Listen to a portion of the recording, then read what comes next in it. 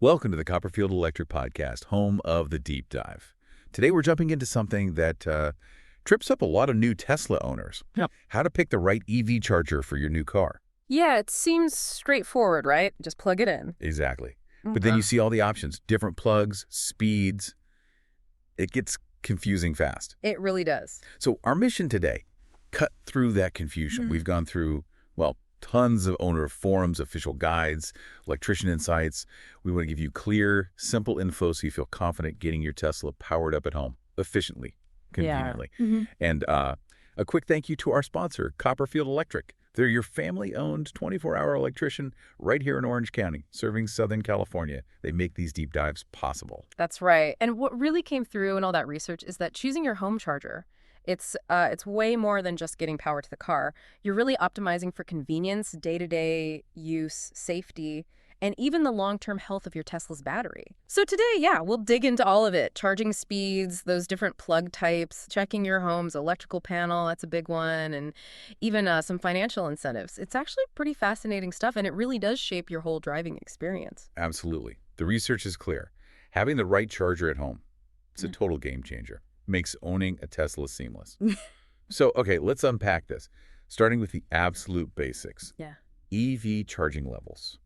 When you're charging a Tesla at home, our sources point to two main levels you need to know about. First, there's level 1. This is super simple. It just uses a standard 110-volt household outlet. Like the same one you plug your phone or a lamp into. Exactly. And the nice thing is you usually don't need special installation. You just use the mobile connector that often comes with the Tesla. Right. Easy start. But here's the catch. Yeah. It's a big one. Speed. It's slow, like really slow. You're looking at maybe 3 to 5 miles of range added per hour of charging. Wow. That's not much. No. So owner experiences we looked at, they pretty much all say level 1 is only okay for like emergencies or if your daily drive is incredibly short, maybe less than 20 miles total. Right. Barely covering a short commute. We saw one forum post, this guy, E-Adventure Dad, he said he thought level 1 would be fine for his Model 3.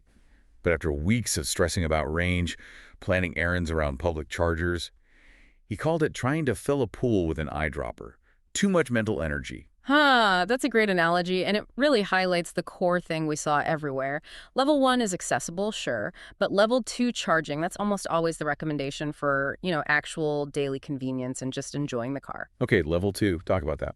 So level 2 is a big step up, more power, faster charging, and it's actually safer for that kind of regular heavy use. It uses a 220-volt connection, think like your clothes dryer or an electric stove outlet. Gotcha. Higher voltage. Exactly. And the key benefit, what that forum dad eventually figured out, is you can fully charge your Tesla overnight.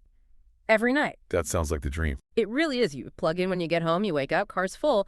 That whole mental shift from watching the miles constantly to just not thinking about it, that's huge. Reduces that range anxiety people talk about. Totally. Makes planning trips easier, handles multiple EVs if you have them. It's just a different world. So yeah, while level 1 might work for some tiny commutes, the efficiency and speed of level 2, it just makes it worth the investment long term. For your sanity and honestly for the car too. Okay, so for someone listening who's maybe balking a bit at the upfront cost of installing level 2, what's the single most compelling why from the research? I'd say it's about integration and battery health. Consistently, the expert sources suggest that level 2's steady controlled power is better for the battery over the long haul compared to, say, constantly hitting public fast chargers or letting it run super low with level 1. Interesting. Like a healthier diet for the car. Exactly. Plus, the convenience isn't just speed, it's availability. Yeah. You're not relying on finding a public spot, waiting in line. It's always there, ready at home. Your Tesla becomes truly effortless. That's the real payoff for the investment. That makes a lot of sense. Okay, so assuming someone's convinced on level 2, now we get into Tesla's specific gear, right? This is where you start tailoring the solution. Tesla offers 2 main level 2 chargers for home use. Both are really good options. First, there's the classic, the original Tesla wall connector. This one's built specifically for Tesla vehicles. Tesla only. Right. And it's fast, like potentially up to 44 miles of range per hour, depending on your car and your home's wiring. That's quick. Yeah. It looks sleek, very minimalist design for the garage. And crucially, it has built-in Wi-Fi. The smart features. Exactly. So you can check charging on your phone, schedule it for cheaper electricity rates overnight, get software updates sent right to the charger. It's pretty much perfect if you know you're only ever going to have Teslas in the household. Okay, that sounds great for the Tesla loyalist. But what if someone's, maybe 99% sure they'll stick with Tesla, but not 100%? Or they have friends with other EVs. Are there downsides to just getting the universal wall connector instead? Maybe cost or charging speed differences? That's a great question, and actually, based on everything we reviewed, there are very few downsides to going universal now. The universal wall connector is kind of the newer kid on the block and really reflects where the whole industry is going. How so? Well, name gives it away, right? Universal. It supports both the standard J1772 plug. Which is what most other EVs use, Ford, Chevy, Kia. Exactly. And it also supports NACS, the North American Charging Standard, which is Tesla's plug type. Oh, so it does both. Yes. Yep. And like the Tesla-only one, it's got the Wi-Fi, the smart features, all that. Okay. But the really big deal here is NACS. Our research, looking at industry reports, shows almost everyone is switching to the NACS standard here in North America. Ford, GM, Rivian, BMW, Hyundai. The list grows like every month. Wow, okay. So Tesla's plug is becoming the standard plug. Pretty much. Which means choosing a universal charger isn't just about charging your friend's Ford Mustang Mach-E when they visit. It's about future-proofing. It's betting on where the entire North American EV world is heading. Makes public charging simpler eventually, too. Right. One plug type simplifies everything. So while the J1772 port is still useful today, if you have a non-Tesla EV or guests, the NACS part is key for the future. Cost difference, usually pretty small. Charging speed, basically the same capability. So that versatility often makes the universal the smarter long-term bet. This really brings up a crucial point, doesn't it? You need to think about your current and your future garage. Yeah. Will it always be just Teslas? Or do you want that flexibility? The landscape is changing so fast, like you said, with NACS adoption. We saw this debated endlessly in owner forums, people trying to guess not just their next car, but maybe the car after that. It's definitely a moving target. Yeah. Okay, let's shift gears to something absolutely vital, like non-negotiable before you install anything. Evaluating your home's electrical panel. Oh, yeah. Critical step. Our deep dive into electrician guides and safety codes hammered this home. Most Level 2 chargers, doesn't matter if it's Tesla or Universal, they need a dedicated circuit. Usually 40 amps, maybe even higher. And that's where the 80% rule comes in, right? Exactly. Electrical code says for a continuous load, like EV charging, you should only use 80% of the circuit breaker's rating. So, a 40-amp breaker safely handles a charger, drawing 32 amps. But if you want the absolute fastest Tesla charging, like 48 amps... So you need a bigger circuit, like 60 amps. Right. And here's the potential snag, especially in older homes. Your existing electrical panel might just not have enough spare capacity. Already maxed out. Could be. And if that's the case, you might need a panel upgrade before you can safely install the charger. Can't skip this. It's about safety, making sure it actually works properly. And connecting this to the bigger picture, that panel check, it's not just a good idea. It's fundamentally about safety and meeting electrical codes. Trying to run a powerful Level 2 charger on a system that can't handle it, that's asking for trouble. Like what kind of trouble? Well, best case, constantly tripping breakers. Super annoying.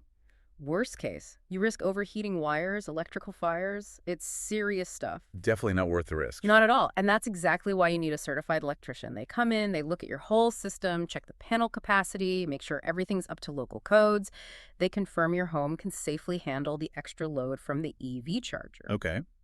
We also saw some talk online about just using dryer outlet adapters. The experts strongly advise against that. Why's that? Seems convenient. Well, dryer circuits often aren't designed for that kind of continuous high-power draw day after day. Plus, adapters add another potential failure point. It can void warranties sometimes, too. Bottom line, don't guess. Get a professional assessment. It's key for a safe, reliable setup. Okay, I can hear some listeners with older homes maybe getting a bit nervous about the panel upgrade idea. What do the sources say about typical costs or the main hurdles people face? How can you prepare? Yeah, that's a really practical concern. Looking at electrician forums and cost guides, panel upgrades can range pretty wildly. Could be a few $100 if it's minor, maybe needing a sub-panel, or it could be several $1,000s for a full main panel replacement, especially if wiring needs updating too. Oof, that can be a surprise. Definitely. And the biggest hurdle often isn't just the cost, but the fact that new EV owners just didn't budget for it initially. So how to prepare? Best advice from the pros. Get an electrical inspection before you even commit to buying the charger. Pay for that hour of an electrician's time. They'll tell you exactly what your panel can handle, what upgrades, if any, are needed, and give you a realistic cost estimate. Ah, proactive assessment. Exactly. Avoids nasty surprises later. A small consultation fee upfront can save you big headaches and money down the road. That's really solid advice. Okay, so we've covered the tech, the safety checks. Let's talk money, the financial side. What does this all mean for your wallet? Well, there's potentially good news. Yeah, our look into government resources confirmed there's often a federal tax credit available for buying and installing a home EV charger. Nice. How much are we talking? It can be significant, potentially up to 30% of the cost of the charger and the installation, up to a certain cap. Okay, that definitely helps offset the costs. For sure. Now, the details can change, so you absolutely need to check with your tax advisor or look up the latest info on the IRS website for current rules and eligibility. Good caveat. Always check the latest rules. But beyond the credit, this loops back to getting expert help. Consulting with a certified EV installer is huge. They do that panel assessment we talked about, help you pick the right charger for your needs, Tesla-specific or universal, and make sure the installation is safe, up to code, and that it's set up to give you the best possible charging speed today, but also thinking about the future. What's really key here, I think, is reframing this. It's not just buying a thing. It's making a smart, long-term investment. Now, so Well, you're investing in daily convenience, right? In safety for your home, in the long-term health of your Tesla's battery. And frankly, as more people get EVs, having a proper home charger could even add to your home's resale value down the line. I hadn't thought of that angle. Yeah. And this is where leaning on expert installers is so valuable. You know, companies that specialize in this, like Copperfield Electric right here in Orange County, their teams, they do this day in, day out. They know the codes. They know the best practices for Teslas. They handle the panel upgrades if needed, getting it done right by licensed, insured pros. That peace of mind is genuinely priceless, avoids so many potential problems later. Couldn't agree more. Okay, so let's bring it all together for you, our listener, thinking about charging up that shiny new Tesla. Quick recap. We've covered the difference between level 1 trickle charging and the much preferred level 2 overnight charging. Level 2 is the way to go for daily use. Right. We talked about the Tesla wall connector, great for Tesla-only homes, and the universal wall connector, which offers that J1772 plug, plus the future-proof NACS standard. Think about your future garage. Definitely. We stress checking your home's electropanel capacity. Remember that 80% rule? And the potential need for an upgrade? Get it checked professionally first. Crucial safety step. And finally, don't forget about those potential federal tax credits to help with the cost. Check the latest details. And if we connect this all back to the bigger picture, choosing and installing the right home EV charger. It's not just about convenience today. It's really a strategic investment. It ensures your Tesla is always ready, charges efficiently, safely. It just makes EV ownership seamless for years. It integrates the car into your life properly. Well said. And maybe a final thought to leave you with. This raises an interesting question. Have you really sat down and thought about how your specific daily driving habits, your commute, weekend trips, errand running, how much that truly dictates your ideal charging setup? Really thinking through your actual routine. That can be the best guide to picking the perfect charger for your life, not just for the car itself. That's a fantastic point, tailoring it to your real-world use. And as you mull that over, remember, Copperfield Electric is here for all those steps. As your 24-hour Orange County electrician, they handle expert EV charger installations, those crucial panel upgrades, and any other electrical needs, serving Irvine, Anaheim, Santa Ana, Costa Mesa, Newport Beach, Laguna Beach, Mission Viejo, and all the surrounding areas. They're family-owned, fully licensed, insured, background-checked electricians, ready to help you get set up safely and correctly. Thanks so much for joining us on this deep dive. We hope this cleared things up. Wishing you safe travels in your Tesla, and we'll catch you on the next deep dive.